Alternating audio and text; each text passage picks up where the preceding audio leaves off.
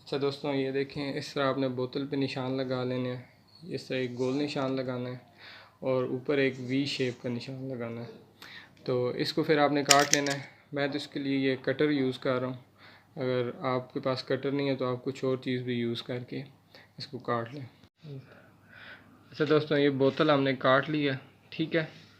और अब आपने ये करना है कि जो ऊपर वाली ये जगह होगी ना, इस पे आपने टेप लगा लेनी है। इसका फ़ायदा ये होगा कि जब आप इसको यूज़ करेंगे ना, तो ये और पीछे तक खुलेगा नहीं। अगर पीछे तक खुल गया तो फिर ये ख़राब हो जाएगा, फिर आपको नई बोतल इस तरह बनानी पड़ जाएगी। तो आप यहाँ पे इस तरह टेप लगा लें।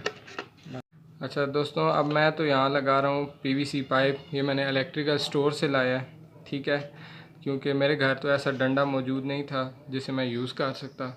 तकरीबन 70 से 80 रुपए की लेंथ मिल जाती है। आप यहाँ पे इसको ये पीवीसी पाइप को लगाएं और साथ ही ऊपर से टेप लगा दें। तो ये देखें दोस्तों, हम आड़ू उतार रहे हैं और कितनी आसानी से ये आड़ू उतर आया।